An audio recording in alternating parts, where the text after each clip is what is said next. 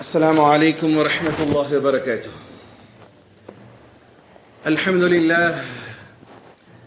الحمد لله أستعينه وأستغفره ونعوذ بالله من شرور أنفسنا ومن سيئات أعمالنا. من يهده الله فلا مضل له ومن يضلله فلا هادي له، وأشهد أن لا إله إلا الله وحده لا شريك له، وأشهد أن سيدنا ونبينا ومولانا محمدا عبد الله ورسوله، صلى الله عليه وعلى آله وصحبه وسلم تسليما كثيرا كثيرا. أما بعد، فقد قال حق سبحانه وتعالى في القرآن العظيم والفرقان المجيد: فأعوذ بالله من الشيطان الرجيم بفضل بسم الله الرحمن الرحيم. يا أيها الذين آمنوا اتقوا الله حق تقاته ولا تموتن إلا وأنتم مسلمون. وقال عز وجل: يا أيها الذين آمنوا لا تقدموا بين يدي الله ورسوله واتقوا الله إن الله سميع عليم. يا أيها الذين آمنوا لا ترفعوا أصواتكم فوق صوت النبي ولا تجهروا له بالقول كجهر بعضكم لبعض أن تحبط أعمالكم وأنتم لا تشعرون. اللهم رب اشرح لي صدري ويسر لي أمري واحلل عقدة من لساني يفقه قولي. ربي زدني علما وارزقني فهما. ربي يسر ولا تعسر وتمم لنا بالخير. புகழும் புகழ்ச்சியும் வல்லோன் அல்லாஹ் ஒருவனுக்கு மாத்திரம் உண்டாகட்டுமாக. சாந்தியும் சமாதானமும் இவ்வுலகை சத்தியத்தின் பால் ஈர்த்த உத்தம நபி ஸல்லல்லாஹு அலைஹி வஸல்லம் அவர்கள் மீதும், அன்னாரின் குடும்பத்தாரின் மீதும், அவர்களை முற்றிலுமாக அடிபணிந்து நடந்த சத்திய தோழர்கள் சஹாபாக்கள் மீதும், இங்கு அமர்ந்திருக்கக்கூடிய உங்கள் மீதும் என் மீதும் உலகத்திலே வாழக்கூடிய அத்துணை மக்கள் மீதும் அல்லாஹ்வுடைய சாந்தியும் சமாதானமும் என்றென்றும் நின்று நிலவட்டுமாக. பிரியமான சகோதரர்களே, பொதுவாக இந்த காலகட்டம் என்பது புதிய மாணவர் சேர்க்கைக்கான களமும் கல்லூரிகளுக்கான சேர்க்கைக்கான களமும் அதிகமாக பிரதிபலிக்கக்கூடிய காலம். இன்னைக்கு பிள்ளைங்களை நல்ல ஸ்கூல்ல படிக்க வைக்கணும்,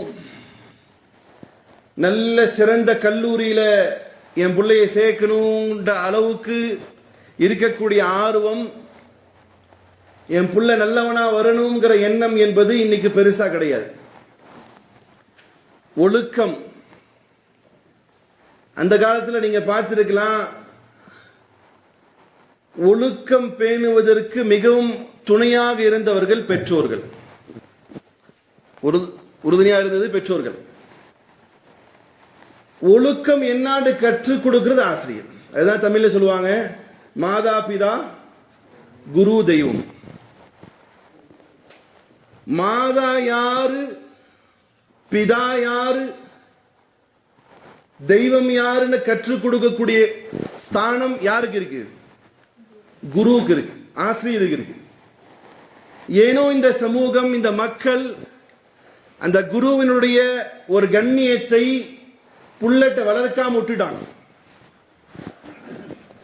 ஆசிரியருடைய கண்ணியம் என்பது இன்னைக்கு சாதாரணமாயிடுச்சு.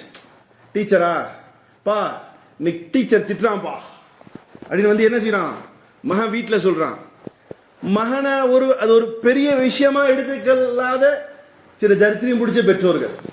ஏன்னா அவன் யாருக்கு பேசுறான்? அவன் சார், எனக்கு சின்ன வயசுல கத்னா பண்ணும்போது கூட முஹல்லால இருக்கக்கூடிய ஒரு நபர் வந்து என்ன கையில பிடிச்சிட்டார் கத்னா பண்ணும்போது. அப்போ எவ்வளவு வேதனையா இருக்கும், சின்ன புள்ள.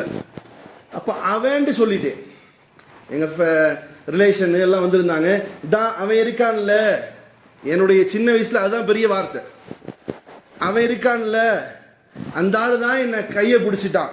கத்னா பண்ணும்போது என் கசின் சிஸ்டர்ஸ் எல்லாம் வந்து நான் அவன்கிட்ட சொல்றேன், இவங்க கரெக்டா எங்க அம்மா பாட்டி எல்லாம் வந்து சொல்லிட்டாங்க, அவன்ட்டு சொல்லிட்டாங்க. இன்னைக்கு அவங்கிறது ஒரு மேட்ரா சார்? சார் மேட்ரா அப்படிங்கிறான். அவன் கிடக்குறாமா அப்படிங்கிறான். யார சார் சொல்றான்? அத்தாவையும் சொல்றான் மகன். செய்தி எங்க நன்னாக்கு போயிடுச்சு. என்ன சொன்னாப்பா, அவன்ட்டு சொன்னேனா இல்ல அந்த ஆளுன்னு சொன்னா தெரியல, அதுவும் எனக்கு மறந்துடுச்சு. சின்ன வயசு சம்பவம். வந்தாரு, ஓங்கி ஒரு அரை அடைஞ்சாரு, கையை பிடிச்சாரு, நேரா பள்ளிவாசலுக்கு கூட்டு போறாரு. அவர் மஸ்ஜித்ல தான் அங்கிருப்பார். இவன் என் பேரை உங்களை அன்ரெஸ்பெக்டா பேசிட்டான், இவனை முடிஞ்சா அடிச்சு சாவடிங்க, இல்ல மன்னிக்கிறதா இருந்தா மன்னிச்சு விடுங்க. அவரு என் மேல ரொம்ப பிரியமான ஆளு. அபூபக்கர் பாய், நல்லா அவருடைய கபரை சொர்க்க பூஞ்சொலி ஆகட்டும். நல்ல ஒரு சர்வீஸ் மேன் அவரு. நீ ஏன் சொன்ன? என் புள்ள அப்படி சொல்ல மாட்டான். என்னுடைய வேதனையினுடைய தாக்கம் அவன் சொல்லியிருப்பேன், அல்லது அந்த ஆளுன்னு சொல்லியிருப்பேன். ஏதாவது ரொம்ப அன்ரெஸ்பெக்டடா இருக்காது, ஏதோ ஒண்ணு சொல்ற வார்த்தை. அது உடனே எங்க நன்னா கூட்டிட்டு போய் முடிஞ்சா கொள்ளுங்க இல்ல மன்னிச்சு விடுங்க, உங்க விருப்பம்னு சொல்லிட்டு வந்துட்டார். பின்ன என்னப்பா சொன்னேன்னு கூட கேட்கல. அவரு என்ன தெரியுமா சொன்னாரு? சரி ஒன்றும் பிரச்சனை இல்லை, உனக்கு அன்னைக்கு வேதனையா இருந்தது அதனால இப்படி இருக்கும், ஒன்றும் இல்லை, நீ போயிட்டு வா, வீட்டுக்கு போயிட்டு வா, மாமா மாமான்னு தான் கூப்பிடுவாங்க. இன்னைக்கு அப்படி இருக்காங்களா சார்? டீச்சர்கிட்ட இன்ட்ரோடியூஸ் பண்ணும் போதே பயத்தை காட்டி கொண்டு போய் விட்ட காலம் ஒன்று இருக்கு. என்னன்னா டீச்சருக்கான ரெஸ்பெக்ட் அத்தா கிட்ட இருந்தா மகன் கத்துக்குவான். கொண்டு போய் விடும்போது டீச்சர் கிட்ட சார், டீச்சர், ஐயா அப்படின்ட்டு இவர் நடந்துக்கிற ரெஸ்பெக்டை பார்த்துட்டு மகனுக்கு ஐயோ அப்பாவை இவ்வளோ ரெஸ்பெக்டா நடக்கிறாரு, நம்மளும் ரெஸ்பெக்டா நடக்கணும்னு நினைப்பான். இப்போ போற போக்குல டீச்சர் அங்கே உட்காந்துருக்காரு, அத்தா வந்து கால் மேல கால் போட்டு ஓகே சார் எப்படி நடக்குது உங்க மேனேஜ்மெண்ட். இப்போ இவன் போற பையன் பார்க்கறான், அத்தாவே ரெஸ்பெக்ட் பண்ணல, நம்ம என்னத்தை போய் ரெஸ்பெக்ட் பண்றது? அதை விட முக்கியமான விஷயம், பிள்ளைகளை மிரட்டுறதே டீச்சரை வச்சுதான் வீட்டில் மிரட்டுவாங்க. இப்போ டீச்சர் வச்சு மிரட்டுறாங்களா? எதை வச்சு மிரட்டுறாங்க பிள்ளைகளை? சூப்பரா சொன்னார், போன் தர மாட்டேன்னு மிரட்டார். மனசுல இருந்து அப்படியே சொல்றாரு. இன்னைக்கு பிள்ளைகளை மிரட்டுற டீச்சர். நம்ம சின்ன வயசுல இருக்கிற ஆள் நேரத்துல யாரை மிரட்டுவாங்க? ஒழுங்கா இருந்துக்கோ, இல்ல காலைல டீச்சர்கிட்ட வந்துருவேன். டீச்சர்கிட்ட வந்து சொல்லும்போது எப்படி சொல்லுவாருன்னா, டீச்சர் தப்பா பண்ணிட்டான், 2 கண்ணை விட்டுருங்க, ஏன்னா பாக்குறது கண்ணு வேணும், 2 காலை விட்டுருங்க, என்னது நடக்குது கால் வேணும், அப்படியே தோலை முழுசா உரிச்சிருங்க. இவர் சொல்றதையே கேட்டு இவன் நடுங்கி போய் ஐயோ இப்படி பண்ணிடுவாங்களான்னு உள்ள போய் உக்காந்துக்குவான். அப்புறம் எல்லாம் கிளாஸ்ல போய் உக்காந்ததுக்கு அப்புறம் அப்படி மெதுவா அத்தா பாப்பாரு, புள்ள மேல உள்ள பெரியும் தனியா போய் நின்றுட்டு, டீச்சர் அப்படி இப்படிதான் இருப்பான் மக, கொஞ்சம் அட்ஜஸ்ட் பண்ணிக்கோங்க, அடிங்க, வலிக்காம அடிங்க, ரொம்ப தவம் இருந்து பெத்த புள்ளவ, ஒத்த புள்ள எனக்கு அப்படின்னு சொல்லிட்டு தனியா சொல்லிட்டு போவார். இன்னைக்கு அப்படி டீச்சர்கிட்ட யாராவது சொல்ற ஆள் இருக்கா? என் தாயும் ஒரு ஆசிரியர், நானும் ஒரு காலத்தில் ஆசிரியராக பணியாற்றிருக்கிறேன். ஸ்கூலுடைய ஃபர்ஸ்ட் கண்டிஷன் என்ன தெரியுமா? கிளாஸ் ரூம்ல என்ன இருக்கக்கூடாது? இங்கேயும் நிறைய ஆசிரியர்கள் இருக்கிறீங்க. என்ன இருக்கக்கூடாது? என்ன இருக்கக்கூடாது? கிளாஸ் ரூம்ல ஸ்டிக் இருக்கக்கூடாது, குச்சி இருக்கக்கூடாது. தருதலையா தான் வரும். நல்ல பிள்ளைங்களாம் ரொம்ப கம்மியா தான் வரும். இப்ப எல்லாம் டீச்சரை கண்டா நெடுங்கிற பயம் இருக்கிற டீச்சர் அப்படி ரொம்ப அப்படியே எம்டன் மாதிரியே ரொம்ப கோவக்காரங்களெல்லாம் இருக்க மாட்டாங்க. அவங்களும் புள்ளையா பார்ப்பாங்க. வேற பார்வை இருக்காது, தடவுறதெல்லாம் இருக்காது. தடவுவாங்க எப்ப தெரியுமா? ஏபிசி சொல்லும் போது கூட்டு போய் நிப்பாட்டி இது ஏ இது பி, அந்த கல்வி உண்டு. டச் பண்ணி சொல்லி கொடுத்தாதான் புள்ளையுடைய ஹார்ட்ல ஏறும். அது அந்த வயசுல தேவை. இப்பெல்லாம் அது இல்லை. இன்னொரு விஷயம் என்ன தெரியுமா? இன்னைக்கு டீச்சருங்கிற அந்த நிலையே எப்படி வந்திருக்கு? யார் டீச்சர் வேலைக்கு போவா? பொதுவா வச்சுக்கோங்க, யார் டீச்சர் வேலைக்கு போவா? படிக்கிறதுலயே டீச்சர் கோட்டா எடுக்கிறது யாருன்னு சொன்னா, ஒண்ணுமே கிடைக்கலப்பா டீச்சராவது போகணுங்கிற மாதிரி ஒரு மனநிலை போயிடுச்சு. அல்லது வேலையே கிடைக்காத என்ன செய்யறது? சார் நான் சொல்றது இது தப்பா, வரம் மீறி பேசுறேன்னா தனியா வந்து எங்கிட்ட பேசுங்க. வேலையே கிடைக்காத ஆள் என்ன செய்யறது? வேலை கிடைக்க நல்ல ஜாபை சர்ச் பண்ணிட்டு இருக்கேன், அது வரைக்கும் டீச்சருக்கு போறேன். அப்போ டீச்சரும் கூட அவருடைய கண்ணியத்தை உணராமல் போகிறார். பெற்றோர்களும் டீச்சருடைய கண்ணியத்தை சொல்லி தருவதில்லை. உலகத்திலேயே இன்னைக்கு மிகப்பெரிய டீச்சர்னு சொன்னா யார் எடுத்துக்கலாம்? உலகத்திலேயே மிகப்பெரிய டீச்சர் ரசூலே கரீம் ஸல்லல்லாஹு அலைஹி வஸல்லம். ஒரு டீச்சராக, ஒரு தோழராக, ஒரு நபியாக, ஒரு வழிகாட்டியாக அல்லாஹுக்கு அடுத்த ஸ்தானத்தில் இருந்து இந்த ஒட்டுமொத்த உலகத்தில் வாழக்கூடிய எத்துணை மக்கள் இருந்தாலும், எத்துணை சமூகமாக இருந்தாலும், இறைவனை ஏற்பவர்கள், மறுப்பவர்கள், இணை வைப்பவர்கள் எல்லோருக்குமான தலைவராக இருக்கக்கூடியவர் யார்? முஹம்மது நபி ஸல்லல்லாஹு அலைஹி வஸல்லம். அந்த நபி as a டீச்சரா தான் இந்த சமூகத்தில் இருந்தார் இல்லையா? நீங்கள் அச்சமூட்டி எச்சரிக்கை செய்யக்கூடிய வழிநடத்தக்கூடியவர் அல்லாஹ் சொல்றான். அப்போ ஒரு டீச்சரா இருக்கக்கூடிய இறை தூதரிடம் இந்த சமூகம் எப்படியெல்லாம் நடந்து கொள்ளணுங்கிறதுக்கான வழிமுறை அல்லாஹ் சொல்லி தரான்.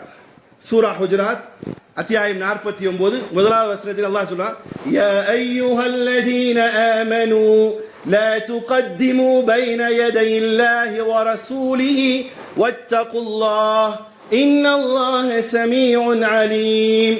يا أيها الذين آمنوا لا ترفعوا أصواتكم فوق صوت النبي ولا تجهروا له بالقول كجهر بعضكم لبعض أن تحبط أعمالكم وأنتم لا تشعرون. வேணா எடுத்து படிச்சு பாருங்க. உங்களுக்கு வாட்ஸ்அப்ல ஃபேஸ்புக்ல நோன்றதுக்கு டைம் கிடைக்கிற மக்கள் கொஞ்சம் சூரா அல் ஹுஜராத் அத்தியாயம் 49 வசனங்களை படிச்சு பாருங்க. அல்லாஹ் ரப்பல் இஸ்ஸத் இந்த உலகத்திற்கே டீச்சராக அனுப்பப்பட்ட இறை தூதர் நபிகள் நாயகம் ஸல்லல்லாஹு அலைஹி வஸல்லம் பார்த்து இந்த சமூகம் எப்படி நடந்துக்கணும்னு சொல்றான். அவங்க வீட்டில் இருக்கும்போது போய் கத்தி கூப்பிடாதீங்க, அவங்களுடைய பர்மிஷன் இல்லாம வீட்டுக்கு போகாதீங்க. அந்த இந்த 2 ஆயத்துக்கு எக்ஸ்பிளைன் பண்ணாலே ரொம்ப நேரம் ஆகும். மேல் போக்க சொல்லிட்டு போறேன். இன்னும் ஒரு இடத்துல அல்லாஹ் எப்படி சொல்றான்னு சொன்னா, அஸ்வாதகும் ஃபௌக சௌத்தின் நபி, உங்களுடைய சப்தங்களை நபியுடைய சப்தத்திற்கு மேல் ஆக்காதீங்க. சப்தத்தை என்ன செய்யாதீங்க? நபியுடைய சப்தத்துக்கு மேல் ஆக்காதீங்க. பணிஞ்சு பேசுங்க, பணிஞ்சு அவங்களோட மரியாதையை நடந்துக்கோங்க. அப்படி நீங்க உங்களுடைய சப்தத்தை நபியை விட அதிகமாக்கினால் உங்களுடைய எல்லா நன்மையான காரியங்களும் வீணாக்கப்படும். யார் சொல்றா? அல்லாஹ் சொல்றான். யாரை பார்த்து? இறை தூதர் நபிகள் நாயகம் ஸல்லல்லாஹு அலைஹி வஸல்லம் பார்த்து. இப்போ ஒரு ஆசிரியராக இருக்கக்கூடிய நம்முடைய ஆசிரியர்கள் அல்லது நீங்கள் உங்களுடைய பிள்ளைகளை கல்வி நிலையங்களிலே சேர்ப்பதற்கு முன்னால் ஒரு பிரதான கடமை என்ன தெரியுமா? உன்னுடைய ஆசிரியருக்கு நீ என்ன செய்யணும்? கண்ணியப்படுத்தணும். என் பிள்ளைக்கு நான் ஒவ்வொரு நாளும் ஸ்கூல்ல விடும்போது நான் ஆசைப்படுவேன், அல்லாஹ் எனக்கு அதுக்கான பர்மிஷன் கொடுக்கல, நான் ஒவ்வொரு நாளும் அவனுடைய டீச்சர்களை காலு கழுவி விட சொல்லணும் ஆசைப்படுவேன் மனசுல. ஒவ்வொரு நாளும் கிளாஸுக்கு போக என்ன செய்யணும்? என் மகனை அவன் டீச்சரை போய் கால் கழுவி. இன்னைக்கு யாரும் செய்வா? அப்படி யாரும் செய்வீங்களா? உன் மகனையோ மகளையோ டீச்சருக்கு கால் கழுவி விடணும்னா ஏற்றுக்கொள்ள முடியுமா? நமக்கு என்ன தெரியுமா தோணும்? நான் கொடுக்கிற ஃபீஸ்ல, நான் கட்டுற டேக்ஸ்ல நீ சேலரி வாங்கிட்டு இருக்கிற, அப்படிதானே சொல்லுவாங்க. நான் கொடுக்கிற ஃபீஸ்ல, நான் கொடுக்கிற டாக்ஸ்ல நீ டீச்சரா இருக்கிற, உனக்கு ரெஸ்பெக்ட் பண்ண வேண்டிய அவசியம் இல்லை. நீ ஒரு சேலரி வாங்கிட்டு வேலை செய்யற கூலிக்காரன், இப்படி சொல்லக்கூடிய பேரண்ட்ஸ் இருக்காங்களா இல்லையா? ஆனால் டீச்சருடைய ஸ்தானம் என்பது சமூகம் விளங்கி கொள்ளாதனால தான் இன்னைக்கு படிச்ச முட்டாள்கள் அதிகமா இருக்கிறாங்க. உண்மையா இல்லையா சார்? படிப்பும் அறிவும் பெற்றதாக நினைக்கக்கூடிய ஒரு பெரும் கூட்டம் முட்டாள்தனமான சிந்தனைகளுக்கு போகுதுன்னு சொன்னா அந்த படிப்பு அவரை பிரயோஜனப்படுத்துச்சா? இல்லை. அதனாலதான் அரபியிலே சொல்வார்கள், மல்லா அதபலஹு வலா இல்மலா. ஒரு கல்விமானாக ஒருவன் வர வேண்டும் என்று சொன்னால் அவனிடத்திலே முதன்மையாக இருக்க வேண்டிய தன்மை, அவன் ஒரு ஒழுக்கச்சாலியாக இருக்கணும். மல்லா அதபலஹு வலா இல்மலஹு. எவனிடம் அதபு என்று சொல்லக்கூடிய ஒழுக்கம் இல்லையோ அவனுக்கு ஒருபோதும் கல்வி கிடைக்காது. உருதுலை சொல்வார்கள், பே அதப் பா நசீப், பா அதப் பா நசீப், பே அதப் பே நசீப், பா அதப் பா நசீப். ஒரு அதபுள்ளவன், ஒழுக்கமாக இருக்கக்கூடியவனுக்கு நல்லதோர் வாழ்க்கை அவனுக்கு நிச்சயமாக அமையும், அவனுடைய விதி நல்லதாக இருக்கும். அதே ஒழுக்கம் கட்டவனாக இருக்கும் பட்சத்திலே அவனுடைய வாழ்க்கையும் ஒழுங்கினம் இல்லாத வாழ்க்கையாக, ஒரு தரித்திரம் பிடிச்ச வாழ்க்கையாக இருக்கும் என்பது உருது ஒரு வார்த்தை. அது அதனால பிரியமான சகோதரர்களே, உங்களுடைய பிள்ளைகளை கல்வி நிலையங்களுக்கு அனுப்புவதற்கு முன்னால் ஆசிரியருடைய கண்ணியத்தை உளப்பூர்வமாக அவருக்கு சொல்லிதாங்க. யாராவது ஒரு ஆள் போய் கீழே இருக்கிற சேர் அந்த பெரிய ஒரு குடும்பம் உட்காருது. ஆசிரியர்களும் தன்னுடைய ஆசிரியருடைய கண்ணியத்தை உணரணும். அதனாலதான் பெரும்பாலான உலக அளவில் இருக்கக்கூடிய அல்ல உலகத்தை மட்டுமே அல்லது தொழில்நுட்ப கல்வி நிலையங்களிலே ஆசிரியர்களுக்கான பெரிய கண்ணியம் இல்லை. இப்போ ரொம்பவே இல்லாமல் போயிடுச்சு. தமிழர்களுடைய பண்பாடு இந்திய கலாச்சாரத்தில் ஆசிரியர்களுக்கான மிகப்பெரிய கண்ணியம் உண்டு. அது அந்த மரபு இப்போ கொஞ்சம் கொஞ்சமா மாறிட்டு இருக்குன்னு தான் நினைக்கிறேன். ஏன்னா ஒருவன் கல்வி கற்பதற்கு முன்னால் குரு தட்சிணைன்னு சொல்லி கொண்டு போவான். என்னன்னா அந்த குரு அவனிடம் போய் கல்வி பயிர்ப்பிக்க போறான், படிக்க போறான்னு சொன்னா அவன் போய் ஃபர்ஸ்ட் நாளே அந்த குருவை கண்ணியப்படுத்துவான். இன்னைக்கு அப்படி இருக்குதா? அப்படி இருக்கா சார்? இந்த நிலைகள் மாறிட்டு இருக்கு. என்னன்னு சொன்னா கல்வி நிலையங்களும் கல்வியை பொருளாதாரமாக மாற்றியது. போகக்கூடிய பிள்ளையும் நான் கொடுக்கிற காசுல தானே ஆசிரியர் சம்பளம் வாங்குறாருங்கிற எண்ணம் போது அவர் ஒரு முஸ்லீம் ஒரு நல்ல மனிதனுக்கு அது அழகு கிடையாது. அவர் காசு வாங்குறாரு, காசு வாங்காம போறாரு. இன்னும் சொல்ல போனால் இன்றைக்கும் பல கல்வி நிறுவனங்களிலே ஆசிரியராக பணியாற்றக்கூடியவர்கள், குறிப்பாக பிரைவேட்ல ஆசிரியராக பணியாற்றக்கூடியவர்களுடைய சம்பளம் ரொம்பவும் கம்மி தான், ரொம்பவே கம்மி தான். அப்போ நம்ம கையில் இருந்தானே காசு வாங்குறாங்கிற எண்ணம் வந்துச்சுன்னா உங்க பிள்ளையுடைய கல்வி நாசமா போச்சுன்னு அர்த்தம். இல்லை என் புள்ள அவருடைய, ஏன்னா ஆசிரியர் பணிங்கிறது ஒரு சாதாரணம் இல்லைங்க. ஒரு காற்றாற்று வெள்ளத்திலே அடித்து செல்லக்கூடிய மண் இருக்கு, காற்றாற்று வெள்ளத்தில் அடித்து செல்லக்கூடிய மண்ணும் இருக்கு. ஒரு இடத்துல அதே மண்ணால் செய்யப்பட்ட சிற்பமும் இருக்கு. யார் உருவாக்குனா? காற்றாற்றில் போகக்கூடிய மண்ணை எடுத்து ஒருவன் அதற்கான ஒரு நிறத்தை, ஒரு வண்ணத்தை, ஒரு உருவத்தை கொடுத்து தயாரித்து அது வரும் பொழுது அது சிலையாக மாறி அது விற்பனை நிலையங்களுக்கு வருது. அது ஒரு டாயாக மாறி அது விற்பனை நிலையத்துக்கு வருது. இது உருவாக்கியது யாரு சார்? அது மண்ணுதான், இது மண்ணுதான். நீங்க போய் பேச முடியுமா? என்னங்க மண்ணை வச்சுட்டு இவ்வளோ ரேட்டு சொல்றீங்க?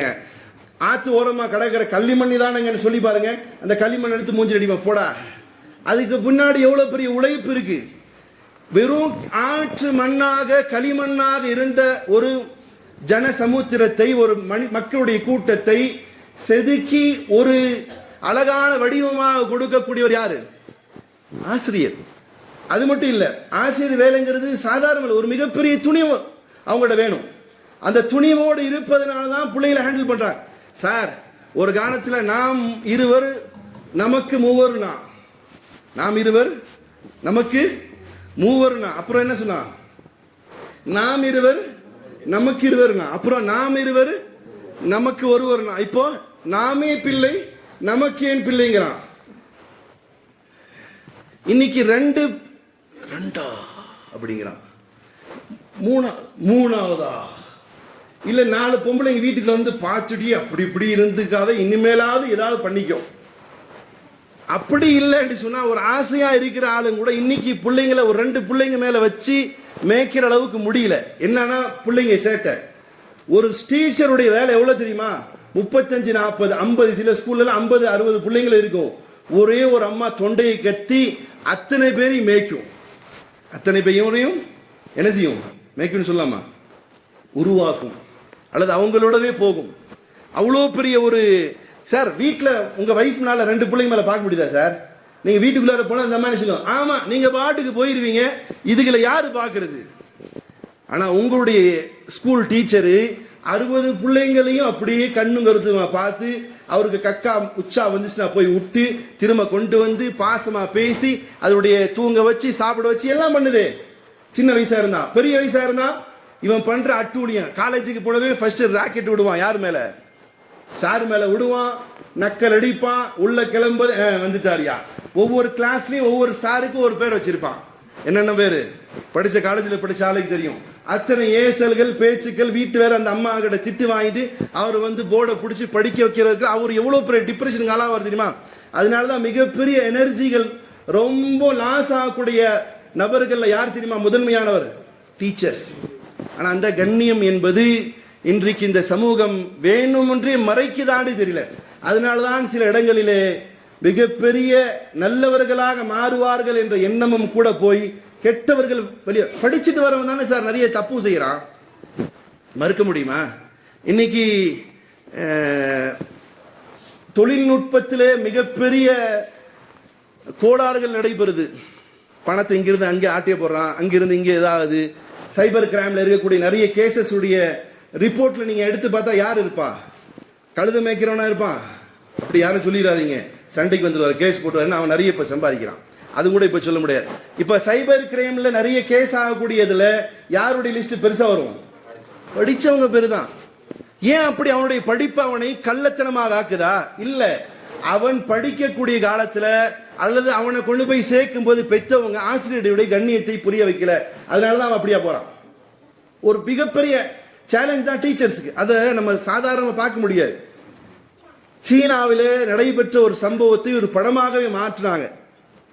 சீனாவில் ஒரு ஆசிரியர் தான் ஸ்டூடெண்ட்டை எவ்வளோ புரிய வைக்க பார்க்குது. ஸ்டூடெண்ட் புரியல, சேட்டை மேல சேட்டை. ஒரு கட்டத்தில் ஆசிரியர் மிக பெரிய சம்பவம், சேட்டை தாங்க முடியாம ஹெட் ஆஃப் டிபார்ட்மெண்ட்டுக்கு போய் கம்ப்ளைண்ட் பண்ணு, சார் இதுக்கு மேல இவனை வச்சுட்டு இருந்தா வேலைக்கு ஆகுது, இவனை தயவு செஞ்சு ஸ்கூல்ல விட்டு வெளியே வரட்டுங்க. அந்த ஹெச்எம் சொல்லியிருக்கிறாங்க, அப்படிலாம் வெளியே அனுப்ப முடியாது, சாதாரணமான புள்ள கிடையாது இவன், நாளைக்கு அவங்களுக்கு தெரிஞ்சு பேசினா உனக்கே வேட்டு வந்துடும், அதனால நீ பொறுமையா இருந்த பையனை ஹேண்டில் பண்ணுண்டு. அந்த அம்மா கோவம் வந்துருச்சு. ஒன்று நான் இருப்பேன் சார், இல்லை இந்த பையன் இருக்கணும், ஒன்று நான் இருக்கிறதா இருந்தால் இவன் வெளியே போயிடணும், இல்லாட்டி நான் வெளியே போயிடுறேன் சார். சரி ஒன்றும் பிரச்சனை இல்லை, நீங்கள் எடுத்த டிசிஷனுக்கு நான் அக்செப்ட் பண்ணுறேன். பட் நாளைக்கு ஒரே ஒரு நாள் மட்டும் நீ ஸ்கூலுக்கு வா, நாளைக்கு ஒரே ஒரு நாள் மட்டும் ஸ்கூலுக்கு வா, நாளைக்கு பேரண்ட்ஸ் டீச்சர்ஸ் இது இருக்குது, மீட்டிங் இருக்குது, அதனால அதை மட்டும் அட்டன் பண்ணிட்டு நீ போயிடு, அதுக்கப்புறம் நீ வர்றது வராதவும் இருப்போம். சரி ஒரு நாள் தானே ஹெட்டு சொல்லிட்டாங்க. அடுத்த நாள் வர்றாங்க, பேரண்ட்ஸ் டீச்சர் மீட்டிங் நடக்குது. திடுதிப்புண்டு இதுக்கு இடையில இந்த அம்மா என்ன செய்யுதுன்னு சொன்னா, இந்த பையன் சொல்றதெல்லாம் கேட்க மாட்டேங்கிறான், பெரிய சல்லையா இருக்கிறான்னு சொல்லிட்டு ஒரு கடிதத்தை ராணுவத்தினுடைய தளபதி கிட்ட கொடுத்து அனுப்புது. ஏன்னா சீனால யாருடைய ஆட்சி நடந்துச்சு? முன்னாள் காலத்துல ராணுவ ஆட்சி நடந்துச்சு. இப்ப ராணுவ தளபதி கிட்ட போய் இப்படி ஒரு முரண்பாடா இருக்கிறான், ஒரு டீச்சரா இருக்கிறேன், என்ன ரொம்ப சத்தாயிக்கிறான், இவனை நீங்களாவது ஏதாவது பண்ணுங்கிற மாதிரி ராணுவ வீரர்கள் வாங்கிட்டு சரி சரி கிளம்போ அப்படின்னு விரட்டி விட்டாங்க அந்த அம்மாவை. அடுத்த நாள் பாத்தீங்கன்னா ஸ்கூலுடைய ஃபங்க்ஷன் நடக்குது, ராணுவ தளபதி வந்திருக்கிறார். இவங்க யாருன்னு தெரியல, கொடுத்துட்டாங்க. ராணுவ தளபதி பெரும் பெரும் ஜீப்புகள்லாம் வந்து நிக்குது கூட்டத்தில், வந்து இறங்கி எல்லாம் பார்க்குறாங்க, என்ன ஆச்சு இந்த அம்மா வேற ஏதோ சொல்லிட்டு இருக்கு, என்னாடு எல்லாம் பயந்து போய்கிட்ட, ஸ்கூல் மேனேஜ்மெண்ட் நடுங்குது, என்ன ஆச்சுன்னு தெரியல, திடீர்னு ராணுவம் வந்து நிக்குது. நேரம் ராணுவ தளபதி வர்றார், வந்ததுமே அவருக்கு ரெஸ்பெக்ட் பண்றாங்க, சீட் ஒதுக்குறாங்க, உட்கார்றார்.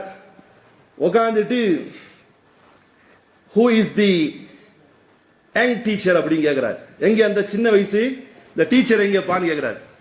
அந்த அம்மா நேரம் வந்து யார் அந்த பையன் மேல கம்ப்ளைண்ட் பண்ணாங்களோ அந்த அம்மா வந்து நிக்கிறாங்க. சார் நான் தான் சார். என்ன சார்? எந்திரிச்சு நிக்கிறார் ராணுவ வீரர், ராணுவ படை தளபதி என்ன செய்றார், எந்திரிச்சு நின்று தன்னுடைய கேப்பை கழட்டுறார். தன்னுடைய தலையில் இருக்கக்கூடிய கேப்பை அதனால என்ன அர்த்தம்? கேப்பை கழட்டுறதுன்னு என்ன சார் அர்த்தம்? சுரிகிறதுக்கா, ரெஸ்பெக்ட் பண்றதுக்கு. கேப்பை கழட்டிட்டு சொல்றார், ஐ salute here, I salute here, நான் உனக்கு சல்யூட் பண்றேன், என் பேரன் தான் அவன், நான் நாட்டிற்கே படை தளபதியாக இருக்கிறான், என்னால இவனை கண்ட்ரோல் பண்ண முடியல, என்னால இவனை கண்ட்ரோல் பண்ண முடியல, இவனுடைய அட்டுழியம் ரொம்ப இருக்கு, நீ கொஞ்சம் உங்களுடைய எக்ஸ்கியூஸ் கேட்கிறேன், தயவு செஞ்சு நீ என் பிள்ளைய படிக்க வைக்காட்டி வேற யார் படிக்க முடியும், தயவு செஞ்சு என் பேரனை படிக்க வையுமான்றார். ஏன் இதை வச்சு ஒரு ஸ்டோரியை எடுத்து படமா வந்துச்சுன்னு சொல்லி கேள்விப்பட்டாது, எந்த அளவுக்கு இதுல ஐ சல்யூட் ஹியர் இருக்கும்னு நினைக்கிறேன். ஏன் இந்த சம்பவத்தை நான் உங்கள்கிட்ட சொல்றேன்னு சொன்னா, ஒரு நபர் தன்னுடைய வீட்டில் அடங்காத இருக்கக்கூடிய குழந்தையும் கூட அவனை ஒரு வல்லவனாக ஒரு கண்ணியவானாக ஆக்குவதற்கு யாரால் முடியும் என்று சொன்னால் அது ஒரு ஆசிரியரால தான் முடியும் என்ற ஒரு தத்துவத்தை இந்த கதை நமக்கு கற்றுக் கொடுக்குது, இந்த சம்பவம் நமக்கு கற்றுக் கொடுக்குது. அதனால பிரியமான சகோதரர்களே, ஒரு ஆசிரியர் பணி என்பது மிக உயரிய பணி. ஆசிரியர் என்பது சாதாரணமான விஷயம் இல்லை. சார், இன்னைக்கு இந்த மெம்பர் படியில் நின்று நான் பேசுறேன்னு சொன்னா, எனக்கும் ஒரு ஆசிரியர் தான் இல்மை கற்றுக் கொடுத்தார். இன்னைக்கு ஒரு மனுஷன் சாப்ட்வேர் இன்ஜினியரா இருக்கிறாரு, மிகப்பெரிய உயரிய சம்பளத்தை வாங்கிட்டு இருக்காரு, 10 லட்சம் 20 லட்சம் வாங்கிட்டு இருக்காருன்னா அவருடைய கல்வியால் அவர் வாங்கல, அவர் படிச்ச படிப்பால வாங்கல. அதனாலதான் சொல்லுவாங்க ஒரு தத்துவம், எல்லாம் அறிந்தவனும் எனக்கு எல்லாம் தெரியும், எல்லாம் மேனேஜ் பண்ணுவேன், நான் ரொம்ப படிப்பு, நான் ஒரு பெரிய ஜீனியஸ் சொல்றான் பாருங்க, அவன் எல்லாம் உணர்ந்துக்கணும். தந்தவனும் தந்தையும் ஒருபோதும் ஒன்றாக மாட்டார்கள். தந்தவனும் தந்தையும் ஒருபோதும் ஒன்றாக முடியாது. தந்தவன் யார்? கல்வியை தந்தவனும் தந்தை என்ன சார் செய்ய முடியும்? உங்களை கொண்டு போய் காசு இருந்தா பிரைவேட் ஸ்கூல்ல படிக்க வைப்பாரு, காசு இல்லாட்டி ஒரு கவர்மெண்ட் ஸ்கூல்ல போடுவாரு. அவர் தந்தை கல்வியாக கொடுக்க முடியும்? தந்தைகள் இடத்துல இருந்து நான் எதிர்பார்க்கறது என்ன தெரியுமா? குறைஞ்சபட்சம் பிள்ளைங்கள்ட்ட ஆசிரியருடைய கண்ணியத்தை புகுத்து அனுப்புங்க. இல்ல குறைஞ்சபட்சம் நீங்க ஆக்டிங்காவது பண்ணுங்க. அவனுடைய ஆசிரியர்கிட்ட போய் நிற்கும் போது, என்ன மிஸ் எப்படி இருக்கிறாரு சன்னு அப்படின்னு தெனாவட்ட நிக்காதீங்க. உங்க தெனாவட்ட உங்க வீட்டுக்காரமாட்ட போய் காட்டுங்க.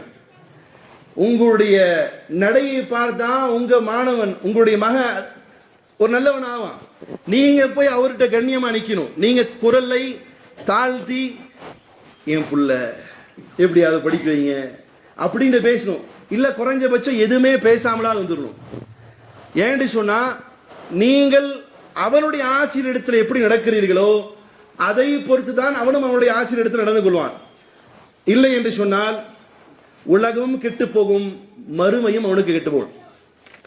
பிரியமான சகோதரர்களே, ஓமன் மஸ்கட் கேள்விப்பட்டிருப்பீங்க. இப்ப நிறைய ஆட்ஸ் எல்லாம் வருது, அந்த நாடு இன்வைட் பண்ணுது, ஓமன் நாடு. ஓமன் நாடு இன்னைக்கு ஒரு மிகப்பெரிய ஒரு புரட்சிக்கு வருதுன்னு சொன்னா, இடையில இதுக்கு முன்னால் இந்த அதிபருடைய மிகப்பெரிய ஒரு யுக்திகளால் இந்த நாடு ஒண்ணுமே இல்லாம கிடந்த நாடு, ஒண்ணுமே மனுஷன் மதிக்காத அளவுக்கு இருந்த நாடு உயர்த்தியவர். அந்த நாட்டினுடைய அதிபர் நம்முடைய நாட்டினுடைய ஜனாதிபதியாக இருந்த சங்கர் தயாள் சர்மா ஓமன் நாட்டுக்கு கெஸ்டா போறார். ஓமன் நாட்டுக்கு கெஸ்டா போறார். சார், கல்விங்கிறது இன்னைக்கு வியாபாரம் பொருளானதும் சரியில்லை. படிக்க வைக்க போகக்கூடிய பேரண்ட்ஸும் நீ படிக்க போறேங்கிற உணர்த்தி அனுப்பணும். என்னத்தையும் போடா அப்படின்னு அனுப்பக்கூடாது, என்னத்தையும் படிச்சுட்டு வாடா அப்படின்னு அனுப்பக்கூடாது. போகக்கூடியதுல மிகப்பெரிய கல்வியிலேயே சிறந்த கல்வி கண்ணியமான வாழ்க்கை நடைமுறை, அதப் என்று சொல்லக்கூடிய ஒழுக்கம் வேணும். அன்னைக்கு ஒழுக்கம் உள்ள பிள்ளைகள் இருந்தாங்க, நாடும் உயர்ந்தது, நாடுக்கும் மிகப்பெரிய கண்ணியங்கள் கிடைத்தது எல்லா நாட்டிலையும். ஆனா இன்னைக்கு என்னமோ இந்த அதபு என்று சொல்லக்கூடிய ஒழுக்கங்கள் குறைந்ததால் நாட்டினுடைய பெரும்பாலான நாடுகளுடைய வளர்ச்சிகளும் குறைந்து கொண்டே இருப்பது பார்க்கலாம். இது அல்லாஹ்வுடைய தூதர் ஸல்லல்லாஹு அலைஹி வஸல்லம் சொன்னாங்க, கடைசி காலத்தில் இல்ம் உயர்த்தப்படுமோங்கிற மாதிரி. இன்னும் ஒரு வார்த்தை சொல்லி உங்கள்கிட்ட முடிக்கலான்னு ஆசைப்படுறேன். மிகப்பெரிய கல்வி கடலாக இருந்தவர்கள் ரசூலை கரீம் ஸல்லல்லாஹு அலைஹி வஸல்லம். அவர்களுக்கு பிறகு கல்வியுடைய மிகப்பெரிய கடலாக இருந்தவர்கள் யாருன்னு சொன்னா ஹஜ்ரத் அலி ரலியல்லாஹு அன்ஹு அவர்கள். அலி ரலியல்லாஹு அன்ஹு அவர்கள் சொல்கிறார்கள், நான் ஒரு நபர், ஒரு வேர்டு இல்ல அப்படி சொல்ல வேண்டாம், ஒரு லெட்டர், எனக்கு ஒருவர் ஒரு வார்த்தை ஒரு எழுத்து கற்றுக் கொடுத்தாலும் அவரை என்னுடைய ஆசிரியராக நான் ஏற்றுக்கொள்கிறேன். புரியுதா சார்? புரியுதா இல்லையா? ஒரு மனிதர் எனக்கு வார்த்தை அல்ல, ஒரு எழுத்து கற்றுக் கொடுத்தாலும் அவரை என்னை பொறுத்த வரைக்கும் அவர் ஒரு ஆசிரியர். நான் அவருடைய அந்த ஆசிரியருக்கான கண்ணியம் எப்படி தெரியுமா கொடுக்கிறேன்? அவரிடம் நான் அடிமையாக மாறிவிட்டேன். அவர் விரும்பினால் எந்த கடை தெருவுக்கும் கொண்டு போய் என்னை விற்பதற்கான அதிகாரத்தை அவரிடத்திலும் கொடுத்துட்டேன். யார் சொல்ற? யார் சார் சொல்றா? ரசூலே கரீம் ஸல்லல்லாஹு அலைஹி வஸல்லம் மருமகனார், மிகப்பெரிய கல்விமான். அவர் சொல்கிறார், எனக்கு வார்த்தை இல்ல, ஒரு எழுத்தை கற்றுக் கொடுத்தாலும் அவருடைய அடிமை.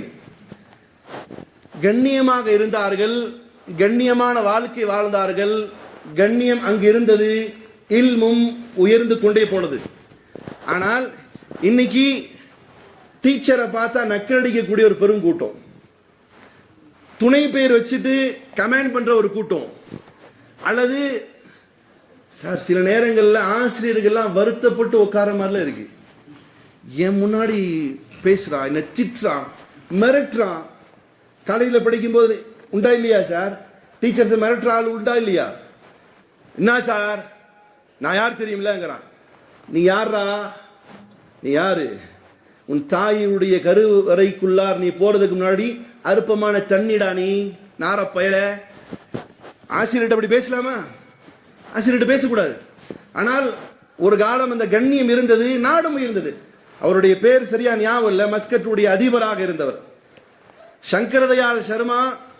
மஸ்கட்டுக்கு அரசு முறை பயணமாக போகிறார். அந்த நாட்டினுடைய வழக்கம் என்னன்னு சொன்னா, வரக்கூடிய நாட்டினுடைய விருந்தாளிகளை அவங்க ஏர்போர்ட்ல இருந்து இறங்குவாங்க, இறங்கி வந்தா ரெஸ்பெக்ட் பண்றதுக்கு முன்னாடி சில பேர் நிற்பாங்க, பூக்கொத்து ஏதாவது கொடுத்து வரவேற்பாங்க. ஆனால் ஓமன் நாட்டினுடைய அதிபர் சங்கர்தயாள் சர்மா இந்த நாட்டினுடைய ஜனாதிபதியாக இருந்தவர் ஓமன் நாட்டிற்கு மஸ்கட்டுக்கு போறாரு.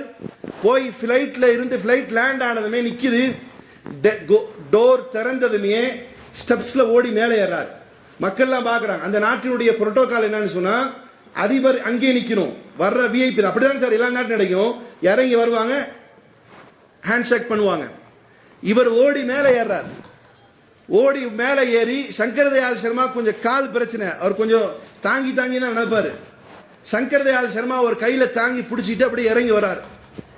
இறங்கி வந்து கார்ல உட்கார போறார். சங்கர்தயாள் சர்மாவுக்கு பின்னாடி சீட்டு திறக்கிற இவரே திறக்கிறார். யார் திறப்பா? விஐபி வந்தா. சார் யார் சார்? ராணுவம் அல்லது அங்க இருக்கக்கூடிய சர்வெண்ட் தானே திறப்பாங்க. இங்க என்ன செய்யறாரு? அதிபர் திறக்கிறாரு கார் டோரை. சங்கர்தயாள் சர்மா உட்காந்துறாரு. டிரைவர் மூவ் பண்ணலான்னு காரை மூவ் பண்ணும்போது டிரைவரை சொல்றாரு, கை காட்டி வெளியே வாங்குறாரு. டிரைவர் வெளியே வந்துட்டான்.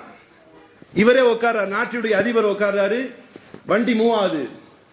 அடுத்த நாள் பிரஸ் மீட் நடக்குது. எல்லா பத்திரிகையாளர்களும் உட்கார்ந்துட்டு கேள்வி கேட்கிறாங்க, என்ன சங்கர்தயாள் சர்மா ஆஃப்டர் ஆல் ஒரு இந்தியாவில இருந்து வந்த ஒரு ஜனாதிபதி, அவருக்கு இவ்வளவு பெரிய கண்ணியமா அப்படி? ஏன்னா லாஸ்ட் வீக் அமெரிக்கால இருந்து அதிபர் வந்தாரு, பிரிட்டன்ல இருந்து எலிசபெத் ராணி வந்தாங்க. அவங்ககிட்ட எல்லாம் நீங்க இவ்வளோ ரெஸ்பெக்டா நடக்கல, இவரிடத்துல மட்டும் ஏன் இப்படி நடந்துகிட்டீங்கன்னு மீடியாக்கெல்லாம் அவர்கிட்ட கேட்கும் போது அவர் சொன்ன பதில் என்ன தெரியுமா? நான் இவர் இந்திய நாட்டினுடைய ஜனாதிபதி என்பதற்காக நான் அவருக்கு கண்ணியம் கொடுக்கல. ஏன்னா இந்த நாட்டினுடைய மரபு என்னது?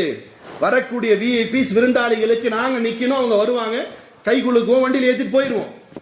ஆனா நான் ஏன் ஏர்போர்ட்ல போய் நின்று ஸ்டெப்ஸ்ல ஏறி கை பிடிச்சி காரை ஓட்டிட்டு போனேன்னா, நான் இந்தியாவிலே படித்த ஒரு மாணவன், பூனாவிலே இருக்கக்கூடிய கல்லூரியிலே நான் படிக்கக்கூடிய அந்த காலத்திலே சங்கர்தயாள் சர்மா எனக்கு ஆசிரியராக இருந்தார். ஆகையால் என்னுடைய ஆசிரியரை கண்ணியப்படுத்துவதற்காக தான் நான் இவ்வளவு காரியங்கள் செய்தேனே ஒழிய இந்திய நாட்டினுடைய ஜனாதிபதி என்பதற்காக நான் பண்ணல. இந்த ரெஸ்பெக்ட், அவர் எவ்வளவு பெரிய நாட்டினுடைய ஜனாதிபதியாகட்டும், ஒரு ஆசிரியர் தன் மாணவனுக்கு முன்னால், ஒரு மாணவன் தன் ஆசிரியருக்கு முன்னால் அவன் தாழ்ந்தே நிற்பான், அவன் தான் உண்மையான மாணவன். அதனால் அவர் என்ன செய்யறாரு? நாட்டினுடைய அதிபராக இருந்தது மட்டும் இல்ல, உலகம் அழியும் காலம் வரையிலும் அவருடைய பெயர் நிலைத்திருக்கும். ஏன்னா அவர் தான் மிகப்பெரிய ஒரு புரட்சியை கொண்டு வந்தார். அதனால பிரியமான சகோதரர்களே, ஆசிரியருடைய கண்ணியத்தை பிள்ளைகளுடைய மனசுல பதியும். சரி, படிக்கிற பிள்ளை தான், அப்படி இல்லை. உங்களுக்கு ஒரு இல்மை கற்றுக் கொடுத்தால் அவர் ஆசிரியர் தான். நீங்க சூரா ஃபாத்தியா உதாரணத்துக்கு, ஒரு சின்ன வயசுல ஒரு பையன் இருக்கிறாரு, அவர் இருக்கிற காலத்துல மதரசால போய் ஓதி இருக்கிறாரு, ஹஜ்ரத் கிட்ட ஓதி இருக்கிறாரு. அவர் ஒரு காலத்துல ஹஜ்ரத்தாவே இருப்பார் எல்லா ஊர்லயும், இல்லையா? ஹஜ்ரத் தான் நிர்வாகி ஆக முடியுமா சார்? பள்ளிவாசலுடைய இமாம் என்னைக்காவது கம்மி தலைவர் ஆக முடியுமா? ஹஜ்ரத்தாக இருக்கணும். ஆனா ஹஜ்ரத் கிட்ட ஓதுன மாணவன் என்ன செய்வான்? ஒரு நேரம் அவங்க அத்தாவுடைய கெத்த வச்சு அவன் என்ன செய்வான்? முத்தவல்லியா வருவான். எதுக்கு இது சொல்ல வந்து மறந்து போச்சே. ஹஸ்ரத்துக்கு இவன் டாமினேட் பண்ற அளவுக்கு முத்தவல்லி வருவான். ஹஸ்ரத்துக்கு இவன் டாமினேட் பண்ற அளவுக்கு ஒரு காலம் அதே ஹஸ்ரத்து கிட்ட என்ன செய்வான், காலை கட்டி உட்காந்து சூரா ஃபாத்தியா கத்து கொடுத்தவர். இப்போ இந்த இன்னைக்குள்ள ஜெனரேஷனுடைய சிச்சுவேஷன் எப்படி இருக்கும்? எப்படி சார் இருக்கும்? அவர் தலைவராக வந்துட்டாரு, ஸ்டூடெண்ட் யார் அட்வைஸ் பண்ணுவா? ஹஸ்ரத் வந்திருக்கக்கூடிய தலைவருக்கு அட்வைஸ் பண்ணுவாரா, இல்ல ஸ்டூடெண்டாக இருந்த தலைவர் பதவி எடுத்திருக்கக்கூடிய நபர் ஹஸ்ரத்துக்கு உதவி செய்வார், உபதேசம் பண்ணுவாரா? புரியலையா? புரியும். எதுக்குடா நம்ம வாயில சொல்லணும்? ஏன்னா சுல்லானா இருந்து இவனுக்கு இல்ம கத்து கொடுத்த ஆளா இருந்தாலும் அவர் என்ன செய்வாரு, ஹஸ்ரத் நான் சொல்றது நீங்க கேளுங்க. இப்படி சொன்னாண்டா அன்னையோட அவன் பாலாயிட்டான்னு அர்த்தம். அதுக்கு ஒரு உதாரணம் சொல்றேன் பாருங்க. சமீபத்தில் நடந்த ஒரு 2-3 வருஷத்துக்கு முன்னாடி நடந்த ஒரு சம்பவம். இவர் ஹஸ்ரத்துக்கிட்ட, சார் ஹஸ்ரத்துக்களை சொல்லல, இப்போ ஹஸ்ரத்துக்கு ஒரு வார்த்தை சொல்றேன், யார் உங்களுக்கு ஏபிசிடி கத்து கொடுத்தாலும் ஒரு ஆசிரியர் தான். ஒன்றும் இல்லை சார், நீங்க ஏதாவது ஒரு மேடைக்கு போய் பேசும்போது மைக்க வைக்கிற ஆள் வந்து இப்படி மைக்க பிடிச்சி இப்படி வைக்கிறாரு, சார் இப்படி பேசுங்க சார் சொல்றாரு. இவரும் ஆசிரியர் தான், எனக்கு மைக்க பிடிச்சி இப்படி வாயை வச்சு இப்படி பேசுங்கன்னு சொல்லாருங்க. இவர் யார் எனக்கு? இவர் ஏன்னா இந்த கல்வியை வாயை மைக்கு நேரம் வச்சு பேசணும்னு சொல்லி கொடுத்தது யாரு? அவரும் என்னுடைய ஒரு ஆசிரியர். இந்த எண்ணம் வரணும். பூனாவில் நடந்த ஒரு சம்பவம், அதிகம் படிச்சிருக்கலாம்னு நினைக்கிறேன். இன்ஃபோசிஸ் கம்பெனியுடைய அவர் பேர் என்ன, நாராயணமூர்த்தியும் அவருடைய வைஃப் சுதா மூர்த்தியும் ஃபங்க்ஷனுக்கு போறாங்க. ஓல்டு ஸ்டூடெண்ட்டுக்கான ஒரு கெட் டுகெதர் ப்ரோக்ராமுக்கு போறாங்க. அப்படி போகும்போது சுதாமூர்த்தியை கூப்பிட்டு விளக்கேற்றுறதுக்கு கூப்பிடுறாங்க, வாங்க. ஏன்னா அவங்க பெரிய ஆள் இல்லையா, பல பேருடைய வாழ்வாதாரத்தை தீர்மானிக்கிற, நிறைய பேருக்கு வேலை கொடுக்குற ஆள், இன்ஃபோசிஸ் கம்பெனியுடைய சேர்மேன். கூப்பிட்டு விளக்கேத்துங்கன்னு சொல்லி விளக்கேற்ற கூப்பிடும்போது அந்த அம்மா அப்படியே பார்க்குறாங்க. அந்த கூட்டத்தில் ஒருத்தர் உட்கார்ந்து இருக்கிறாரு. அவர் யாருன்னு சொன்னா அவருடைய ஆசிரியர். யாரு?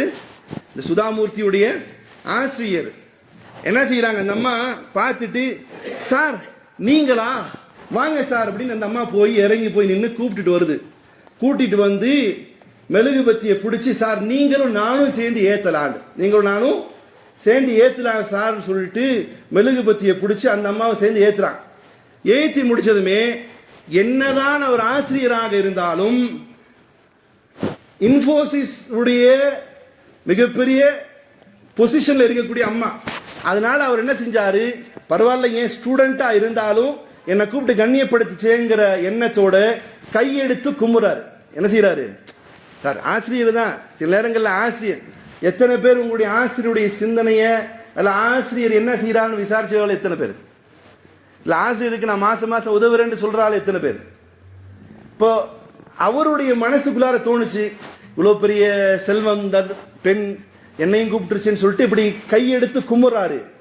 கும்பிட போன அந்த செகண்ட்ல அந்த அம்மா அந்த 2 கை பிடிச்சி இழுத்து கீழே விட்டுட்டு தன்னுடைய முந்தானியை பிடிச்சி அப்படி கட்டிட்டு டபக்குன்னு கீழே விழுந்துட்டாங்க.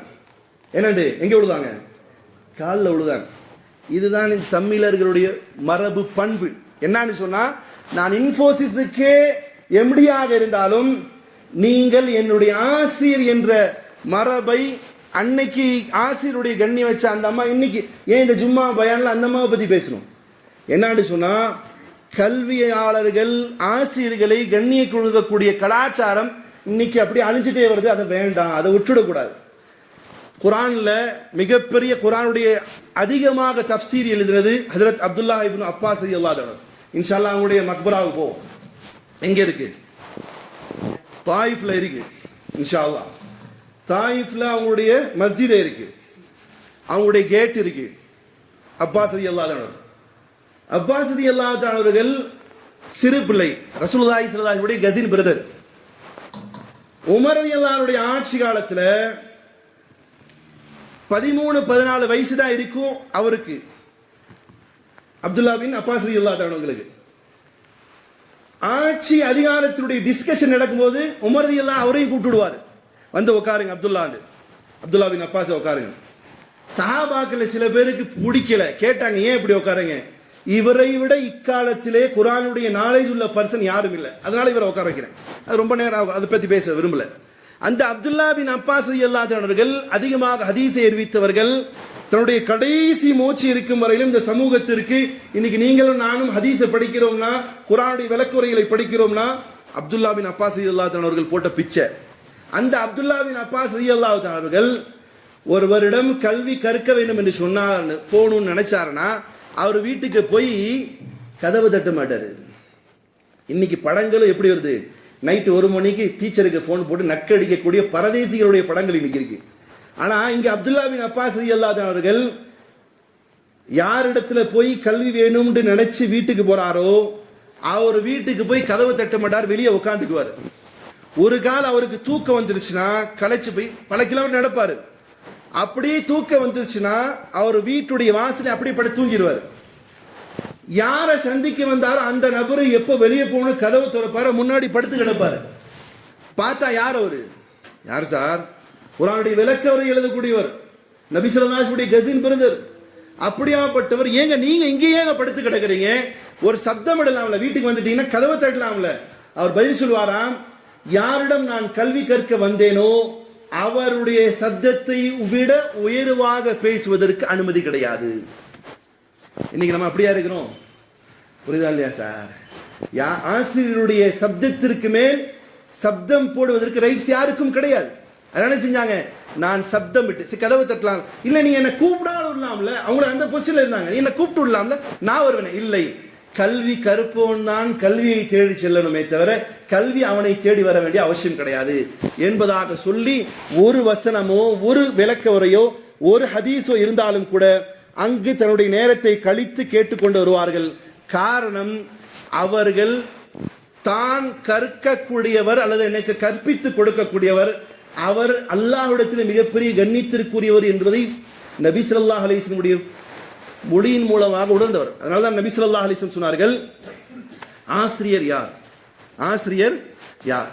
நபி ஸல்லல்லாஹு அலைஹி வஸல்லம் சொன்னார்கள், ஆசிரியர் யார் என்று சொன்னால் அவருக்காக அல்லாஹ்வும் வானவர்களும் வானம் பூமியில் இருக்கக்கூடிய எல்லா உயிரினங்களும் பொத்திலே இருக்கக்கூடிய எறும்புகளும் கடலிலே மிதக்கக்கூடிய மீன்களும் ஆசிரியருடைய நலனுக்காக துஆ செய்கிறது என்பதை ரசூலை கரீம் ஸல்லல்லாஹு அலைஹி வஸல்லம் சொன்னார். இதைவிட ஒரு விஷயம், உங்களுக்கே தெரியாமல் நீங்க எல்லாம் உண்மையான தொழுகையாளிகளாக இருந்தால் நீங்களே உணராமல் நபி ஸல்லல்லாஹு அலைஹி வஸல்லம் அவர்கள் கற்றுக் கொடுத்த துஆவை செய்து கொண்டிருப்பீர்கள். அல்லாஹ் ரப்பல் இஸ்ஸத் எவ்வளவு பெரிய கண்ணியத்தை ஆசிரியர்களை கொடுத்திருக்கான்னு சொன்னா, நீங்கள் தொழுக முடிக்கும் பொழுது நீங்கள் செய்யக்கூடிய துஆவிலே என்ன செய்வீங்க? அத்தஹியாத்துக்கு அப்புறம் நிறைய பேர் அத்தஹியாத்துக்கு அப்புறம் டபக்குன்னு சலாம் கொடுத்துட்டு போகணும்னு நினைச்சிட்டு இருக்காங்க.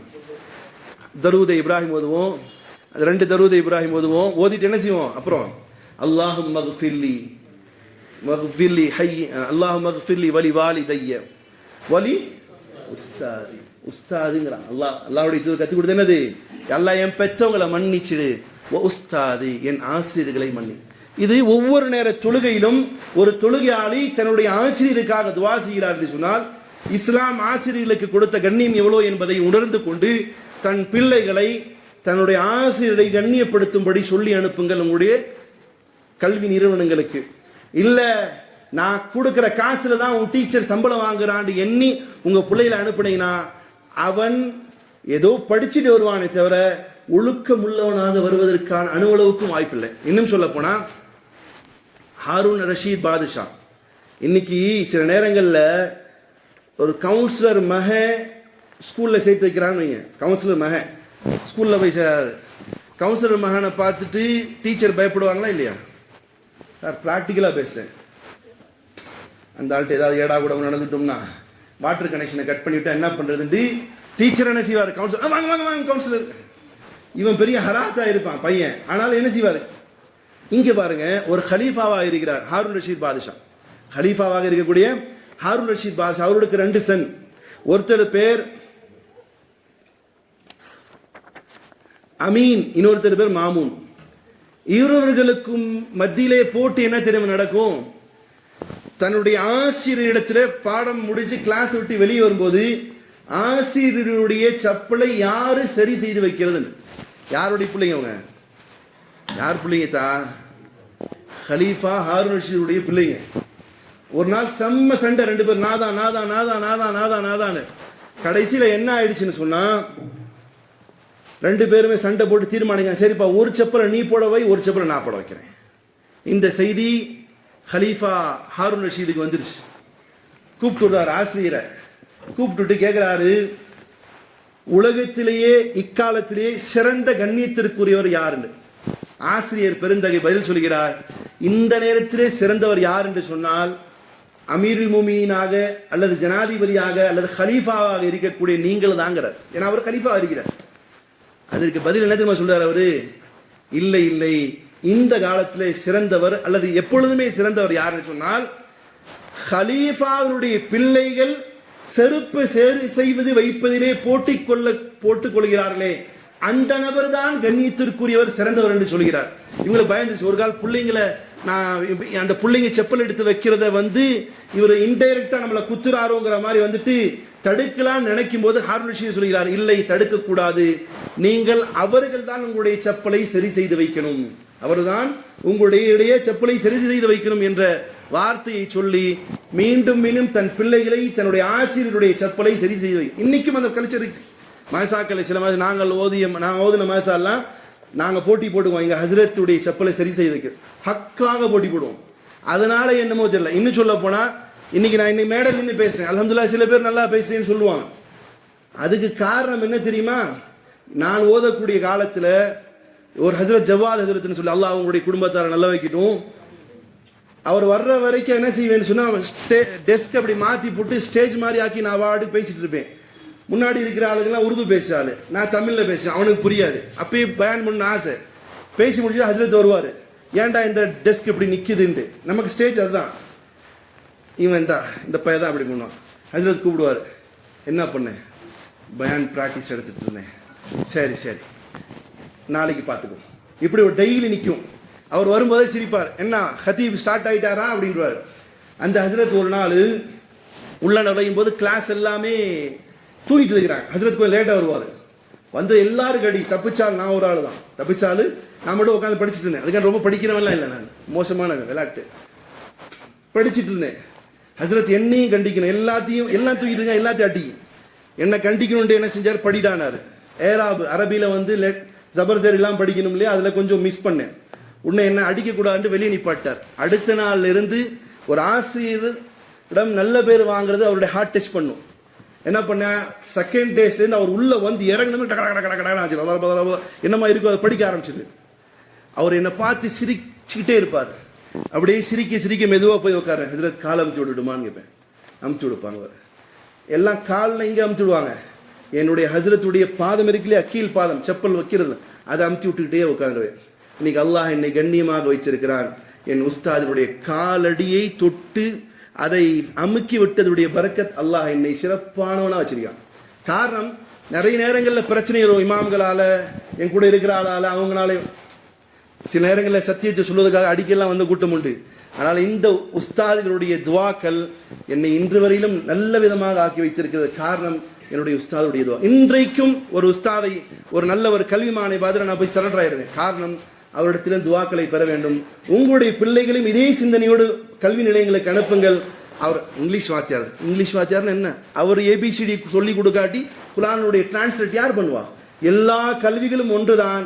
எக்கல்விக்கு நீங்கள் அனுப்பினாலும் உங்களுடைய பிள்ளைகளை அல்லது மாணவ செல்வங்களை நீங்கள் படிக்கக்கூடிய நிறுவனங்களில் இருக்கக்கூடிய ஆசிரியர்களை கண்ணியப்படுத்துங்கள், அவர்களுக்கான சேவை செய்யுங்கள். அவங்க வீட்டு வேலை செஞ்சு கொடுங்க, அவங்க வண்டி வச்சிருந்தா துடைச்சு கொடுங்க, செப்பல் இருந்தால் சரி செய்து வைங்க. நீங்க நல்லது கெட்டது சாப்பிட்டீங்கன்னா அவங்க டீச்சர் வீட்டுக்கு கொண்டு போய் கொடுங்க. ஆசிரியருடைய துவாவை வாங்கியவன் சிறப்பாக வாழ்வான். தனக்கு திறமை இருக்குன்னு ஆசிரியரை நோஸ் கட் பண்ணவன் சில நேரங்களிலே செருப்பு தைக்கக்கூடிய நிலைக்கு போனவர்களும் வரலாற்றில் பார்க்க முடியும். ஆனால் அல்லாஹ் ரப்புல் இஸ்ஸத் நம்முடைய ஆசிரியர்களை உண்மை மனதாக கண்ணியப்படுத்தி அவர்களுடைய துவாக்களை பெறக்கூடியவர்களாக அல்லாஹ் என்னையும் உங்களையும் நம் சந்ததிகளையும் ஆக்கட்டுமாக.